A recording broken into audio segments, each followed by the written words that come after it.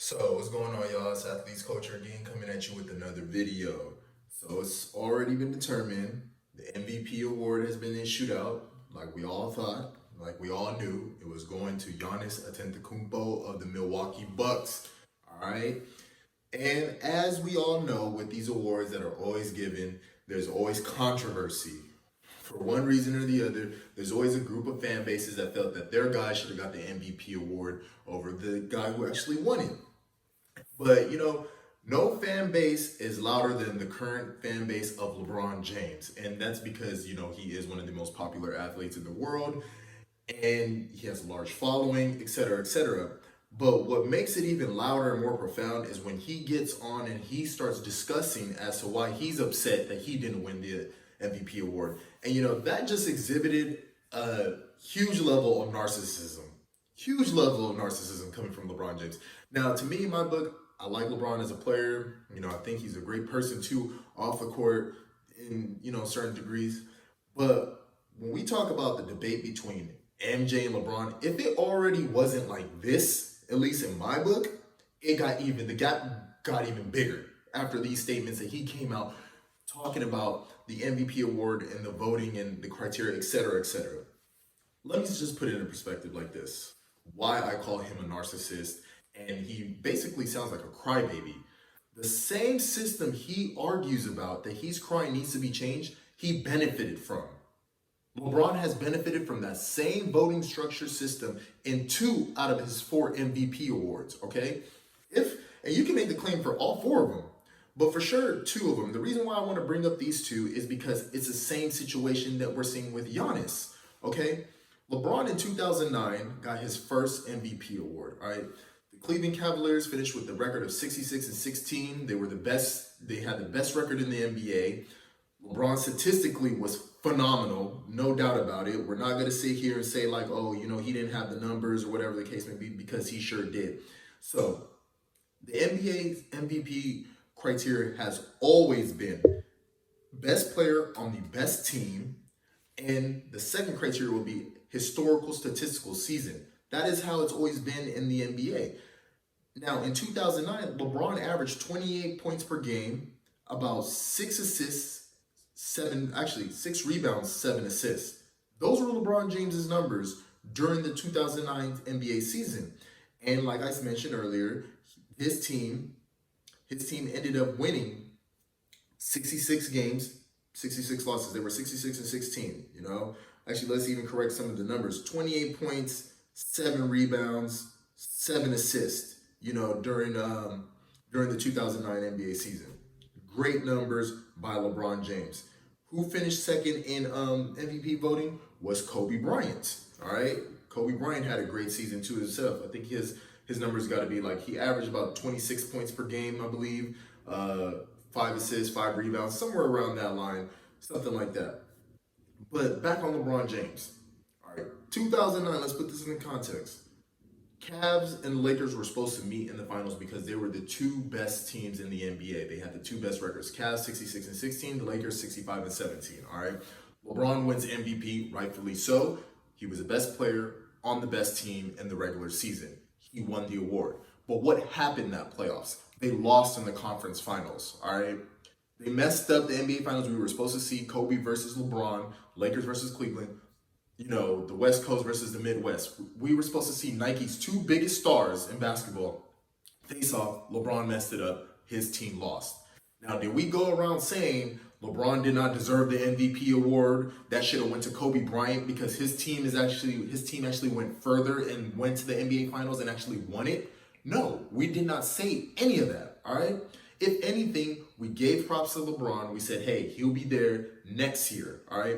Everybody spoke highly of him, said he had a great, phenomenal season. Things just didn't work out in the finals. In the Eastern Conference Finals the way they should have, which they didn't. And we all gave credit to LeBron. We just say like, hey, he's on the come up. Some people even dubbed him the best player in the NBA at the time. I myself was not one of those players because I still need to see, you got to have the hardware. A championship needs to follow. Same thing with Giannis. I love Giannis Antetokounmpo, but nowhere near is he the best player in the NBA. All right. So LeBron craps himself in the Eastern Conference Finals. They lose in 6 games to the Orlando Magic, a team, that was led by Dwight Howard. They still were a very talented bunch of guys, but at the end of the day, we expected Cleveland. If you win 66 games, we expect you to be in the NBA Finals, all right? So that happens. We go on to 2010, all right? The next season comes about. Now, we all know how that goes. LeBron James again, front running, leads Cleveland to the best record in the NBA. Again, I think they win 62 games that season. They have the best record. They're number one in the league. Just like Giannis Antetokounmpo and the Bucks. 2 seasons in a row, his team is with the best record in the NBA. LeBron James ends up winning MVP again. Yet again, LeBron is the MVP of the regular season. No doubt about it. He had a phenomenal year. Again, I have to reiterate, he had the best record in the league. Not just in his conference, the best record in the NBA. His team, now it wasn't 62, it was 61 wins they had. All right, had the best record in the NBA. LeBron goes out there averaging 29, 7 and 8. His numbers are even getting better. Everybody's on LeBron's tip. He can do no wrong in the eyes of everybody. Like, LeBron is just that guy. He's moving and grooving. Just being the freight train that he is at 25 years old. Like, the league is his. Damn near averages 30 points a game, having 8 assists, 7 rebounds. Like, come on. This guy is phenomenal. But what happens in the playoffs that year? They don't even make it to the Eastern Conference Finals. We know they're not going to the finals. They didn't make it to the finals. They didn't make it to the Eastern Conference Finals, but they lose in 6 games in the Eastern Conference semifinals, all right? These semifinals. The same thing that happened, to Giannis this year, around the same age, surprisingly, 25, 26, they're about the same age. Same thing that happened to Giannis this year happens to LeBron. And quite honestly, if we look at how things are going, the Heat are going to go to the finals just as the Celtics did back in 2010. So you see the similarities between the two. Yet nobody wanted to take away that MVP award from LeBron James in 2010. He rightfully so deserved it. Because he met the criteria. He was the best player on the best team during the regular season. You're the MVP award. So we fast forward now to 2019-2020. LeBron James now has, after the crap season he gave LA last year, he now has an MVP worthy type of season. He's in the discussion, and now he's crying about it that he didn't win. Like, bruh, you did not win. You didn't meet the criteria. If you look at statistically, Giannis was top 5 in scoring, top five in rebounding. He led the league in PERs, which was, I think he had one of the highest PERs in NBA history. Back-to-back years of actually leading the league in PERs, he was the best player. He was the best player in the regular season, statistically. And he would happen to lead his team, the Milwaukee Bucks, again, to the best record in the NBA 2 years in a row. So he's the best player on the best team during the regular season. Giannis is the MVP. So LeBron, what are you complaining about?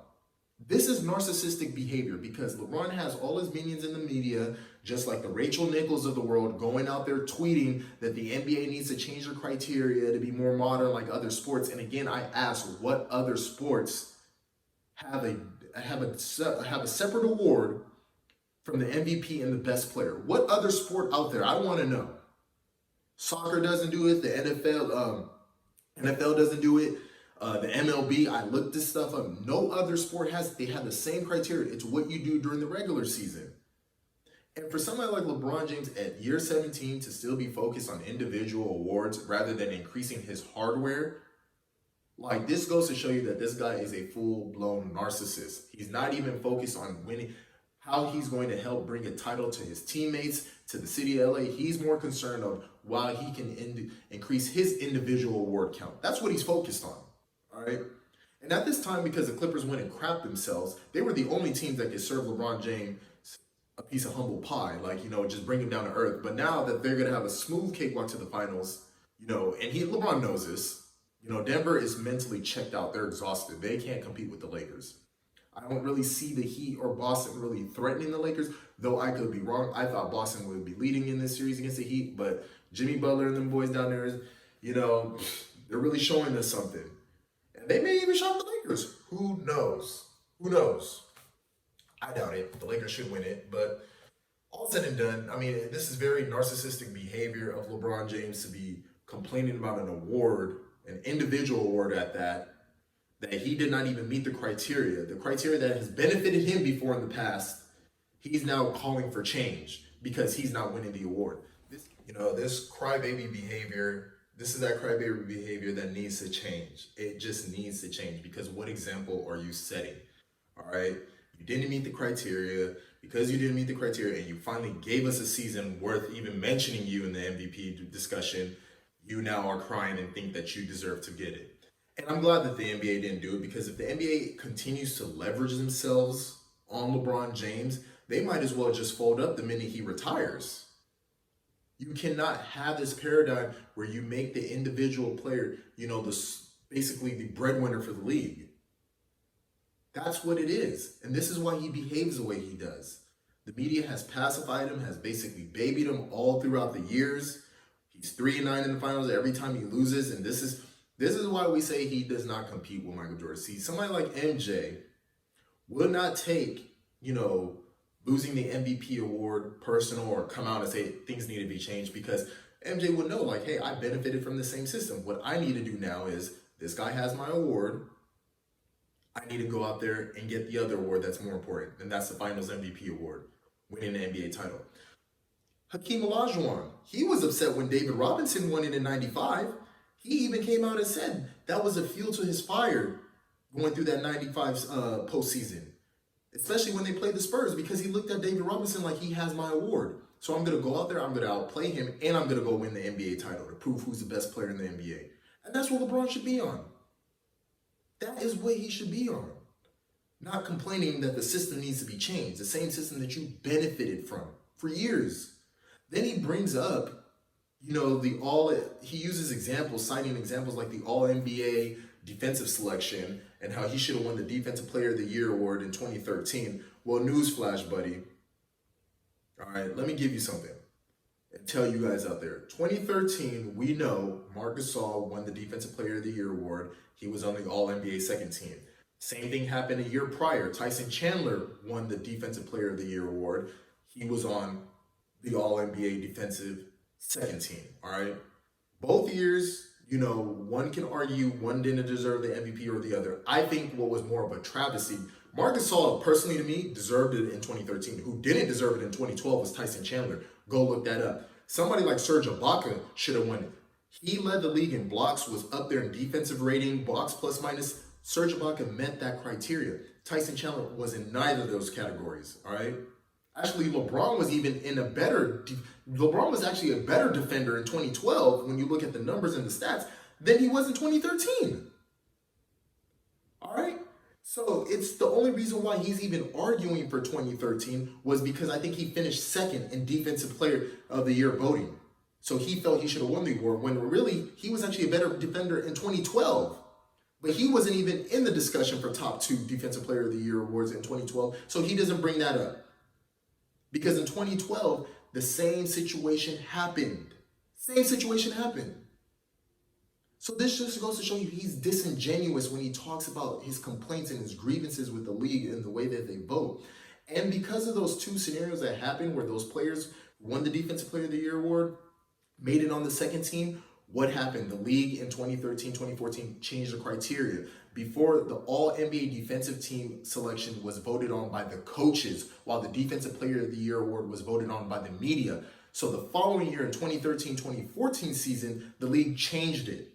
They wanted to become all uniform so we don't have this situation to ever happen again. LeBron, these things have been changed since 2014, since the 2014 season. We're now in 2020. Over 6 years ago, these changes have already happened. The league has already rectified it. We didn't hear your voice at all because you quit playing defense. You were not playing at an MVP award, MVP caliber. So it didn't benefit you. It didn't behoove you to even speak on those type of things. So this is why I say he is a narcissist. It's all about him. And you cannot constantly continue to have a league leader continuously behave in such manner. I don't even listen to his fan base because they're all delusional. If they can't see it, they don't ever think objectively. They can't see that their leader, their supposed king, is a fucking narcissist. Excuse me. He is a narcissist. I'm going to continue to say all throughout the videos to hammer it home. He only cares about himself, nobody else.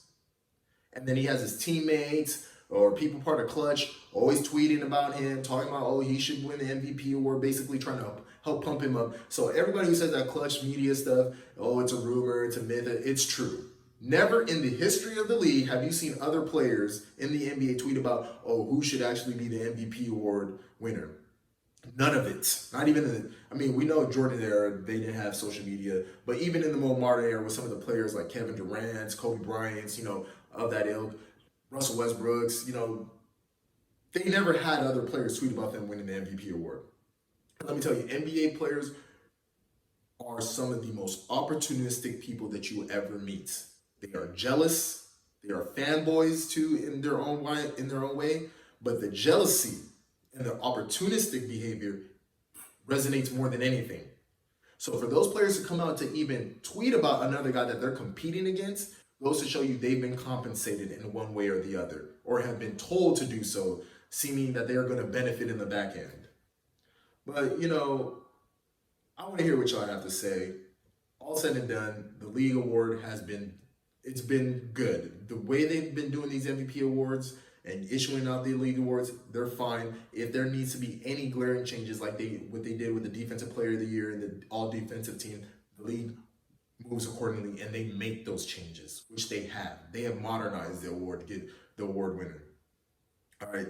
MVP criteria has always been best player on the best team during the regular season and historical statistical achievement. That's why you see in 2017, people like Russell Westbrook won the MVP award. He averaged a triple-double. We haven't seen that type of behavior in modern era basketball or since, Oscar Robertson.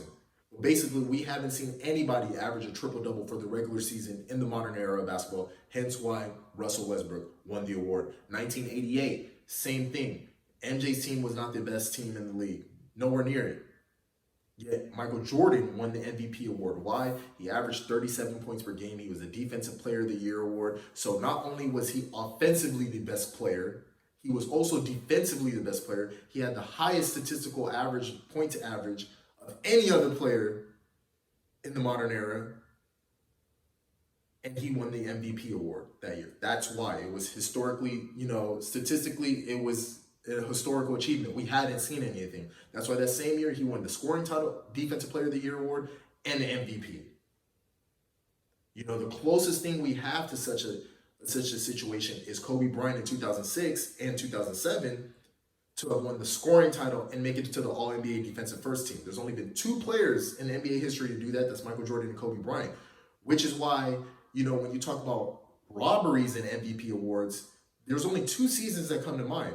Or 2 to 3 seasons, actually. 1981, when Dr. J won that over Moses Malone. 1997, Karl Malone winning over Michael Jordan. And 2006, Steve Nash winning over Kobe Bryant. There's only been 3 real robberies you can mention in NBA history with the MVP award for as long as they've been given that award.